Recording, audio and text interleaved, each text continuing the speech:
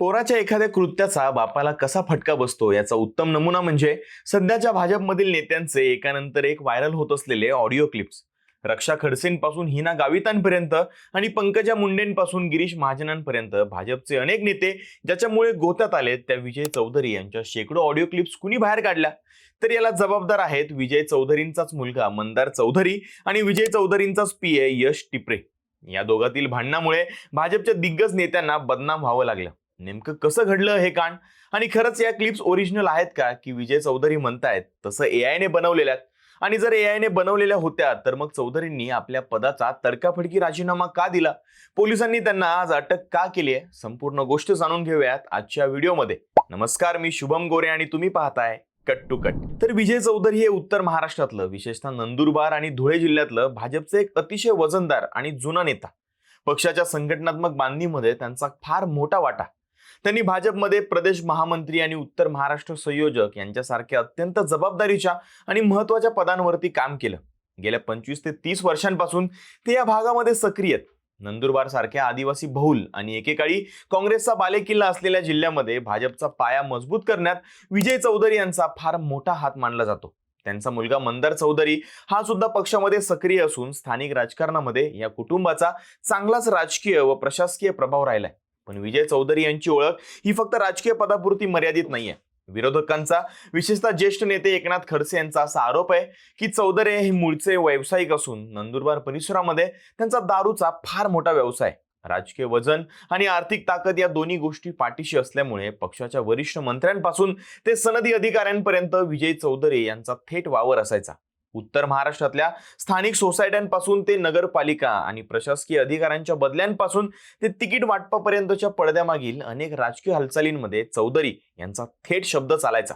भाजपचे संकटमोचक समजले जाणारे कॅबिनेट मंत्री गिरीश महाजन यांच्याशी तर त्यांचे अत्यंत जिव्हाळ्याचे आणि निकटचे संबंध होते.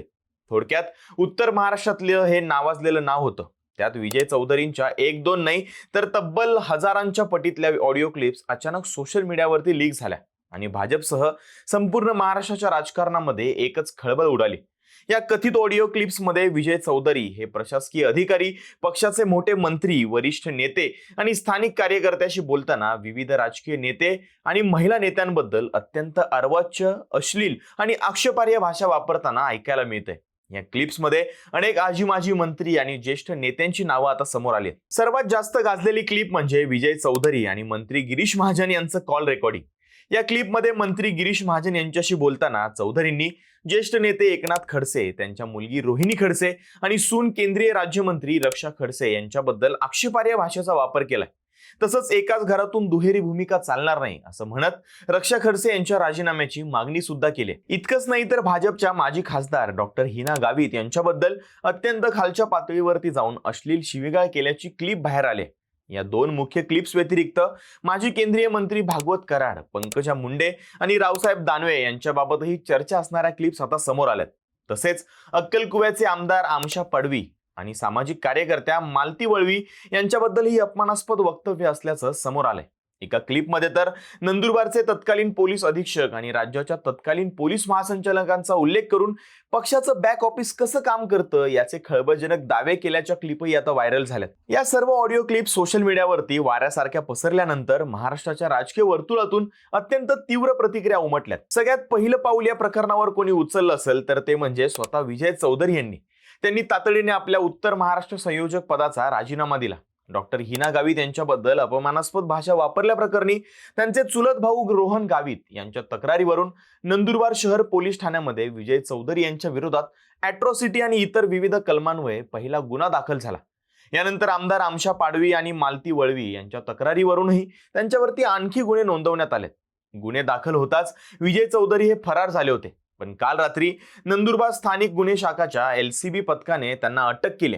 विजय चौधरी यांना अटक केल्यानंतर त्यांची मेडिकल टेस्ट करण्यात आली. त्यानंतर त्यांची रवानगी ही पोलीस ठाण्यात करण्यात आल्याची माहिती काही सूत्रांनी दिली. या संपूर्ण प्रकरणाचा तपास करत असताना पोलिसांनी विजय चौधरी यांचा खासगी सचिव आणि सोशल मीडिया हँडलर यश टिपरे याला पुण्यातून ताब्यात घेतलं. प्राथमिक तपासामध्ये असा संशय व्यक्त करण्यात आला की यश टिपरे याने चौधरी यांच्या मोबाईलमधील सर्व डेटा आणि ऑडिओ क्लिप्स या एका पेनड्राईव्ह मध्ये कॉपी केला.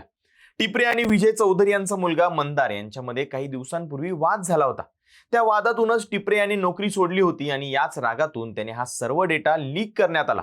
या सगळ्या दृष्टीने आता पोलीस तपास करतात.